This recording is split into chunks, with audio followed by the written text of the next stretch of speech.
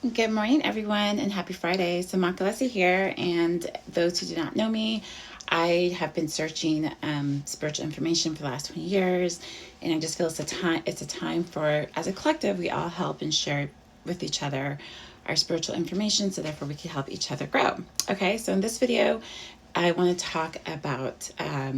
If you haven't followed my video, I've been talking about cycles, so in time, we basically know that time is a cycle based on quantum physics, time crystals, the Kali Yugas, the Greek ages, just when you understand time, right? Because if you understand our universe is known to be a cube. So this is how a cube is. So a cube, there's limitations. As you can see, there's limitations in our width and our width. So we can't go forever. So there's only limitations, meaning that we can't go further than that. So when you look at this, if we were in time and we were to go this way, because we have limitations, we would have to come back here. So the best analogy I have for this is think of like a video game, right? So back in the 80s, for all my Gen Xers, when we used to play Pac-Man, right? So you used to have the Pac-Man would go this way, and there was mazes, but when he would go to the end of the screen on this side, he would just teleport to the other side. And we know that because we know that he can't keep going because there's only limitations, which is the screen. So that's basically how Earth is. We have limitations. And when you understand we have limitations, you understand that because there's limitations, there's going to be patterns in our limitations and finite. So we can understand the cycles and patterns by understanding the bigger pictures. And by understanding the bigger pictures, we could decode our spirituality. We can cross-reference spirituality. We can cross-reference a lot of things to look at the underlying patterns. Because again, the reason why there's patterns because there's limitations. A good example of this is, for example, we're in a holographic universe and we're manifesting. So what a lot of people don't pay attention to is we're unconsciously manifesting our shadow from our subconscious. A lot of toxic positivity tries to say, just think about the positive and think positive, but look where it's got us, right? We're at war. That really hasn't helped us. And the reason that hasn't helped us is because we've been manifesting with our conscious, but we haven't been thinking of our subconscious. Our subconscious is where our shadow is. And the reason we actually want to analyze our shadow is by acknowledging our shadow, we can stop the patterns or the cycles of manifestation. Because what happens is in the holographic universe, if you're not paying attention to your shadow, it's going to keep coming back into your life so you can play with it. Because what happens is if you have unconscious programming in your shadow that you're not acknowledging, the universe is going to manifest it in the physical so you can interact with it.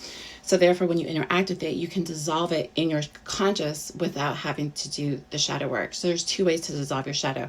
You can actually look at the patterns in your life and then dissolve it, or you can just interact with it until you kind of subconsciously change your programming. Both ways is you're either going to learn by analyzing the situation, or you're going to learn from experience. So there's two ways of dissolving your shadow. The easiest way is by understanding the shadow. But because it's unconscious, the best way to learn it is through understanding patterns. Because if you really analyze, you will see that a lot of things are just patterns, right? So there's patterns in the universe and everything. So by understanding that, we can understand even in spirituality, there's patterns. So Joseph Campbell has this, which is called The Hero's Journey, which I like. And this is something that he's learned that's happened across lots of spiritual stuff, which is true. So basically, this is the hero. This is you on your journey, right? This is kind of like a universal truth, a pattern that he found across all spiritual classes. So he says what happens is you get a call to adventure. You have a supernatural aid. So usually there's like some type of supernatural reason why you go into it. This is our thresholds of guardian. So here, again, remember when I said we have to go into our shadow. The hero's journey is going into your subconscious.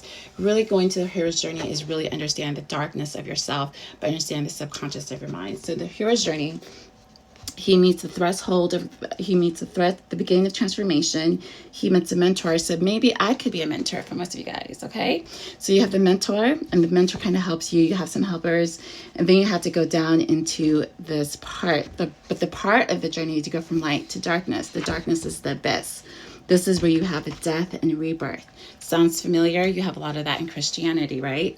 So you come here and have a death and rebirth. Really what you're doing is you're going down to meet your shadow.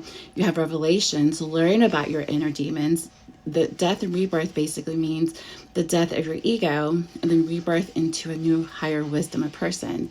So then you have transformation, atonement, and then you get the gifts of the god, gifts of the goddess, right? Which is basically resurrecting your divine feminine. You come back and you help everyone with your gifts. So in essence, this is kind of like the soul's journey. So as you could tell, you go down and have revelations. You kind of, what I would understand revelations would be like gnosis. Then you come back, you have a rebirth. So there's a death and a rebirth, the death of the ego and the rebirth of your higher self. So this is kind of basically something that you can research and analyze. A lot of my stuff, I'm just kind of giving you guys tools so you guys can research and do your own research at the same time. So I'm just kind of like a helper, helping you guys. So from there, they realize that most spirituality is kind of like a development. You're learning about yourself, really. And what I like to say is more like you're going into your shadow to detox all the stuff that's not yours. Because in reality, we're spirit coming to a physical reality, and they're giving us all these identifications and things and rules that we should do. We identify with it, we work with it, but then our intuition says this doesn't feel right. So based on our intuition, we start to fine tune and understand why it doesn't feel right. And that's when we really try to figure out who we really are. So based on that, you would see there's a lot of things with the fall. So here are some situations with the falls. So you see there's a lot of fall of the divine feminine. And the reason why there's a fall of divine feminine, if you've been watching my videos, is because you would understand that we have yin and yang, light and dark, Old Testament, New Testament. What we're really saying is that you have a time where there's darkness, when we're ignorant, we're manifesting haphazardly because we're not in control of our consciousness. And then there's another half where we get a full awakening. Now, the most important transitional phase is when we go from ignorant to awakening, because what happens is when everyone does not have their consciousness or their divine wisdom, it's going to have to be the divine feminine that's going to have a resurrect that, because the divine feminine is the creator, right? As above, so below. Just because the woman creates below, then she also creates above. Same thing down here. If we want to manifest the divine, we have to do it through a female. Unfortunately, that's just how it is. I have no problem with it, but some people may have it. Not my problem. But anyways, so this is how it is with the fall of the divine feminine. You have multiple stories basically saying that. And that's why we have Joseph Campbell's he's basically saying all of these have the same story.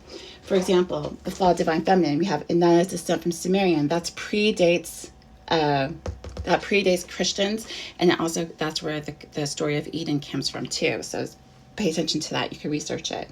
For Persephone, from Greek, she gets kidnapped and goes into the underworld, and then the upper world has to come and get her. Okay, Eve, she falls. They don't tell you the full story, but we'll go into that maybe later. What happened? Isis and Osiris. That's Egypt, way before Christianity, right? So that's resurrection of all that stuff, kind of similar to the Virgin Mary. We have Lilith from Jewish and Mesopotamian. We have Mary Magdalene, esoteric, which we've talked about. Tarot's vow from Buddhist. Each story carries a code. So research all these and understand what code is there that you can learn from yourself, because all these have something that you can apply to yourself. There's codes in there so you can decode for yourself. So there's a fall.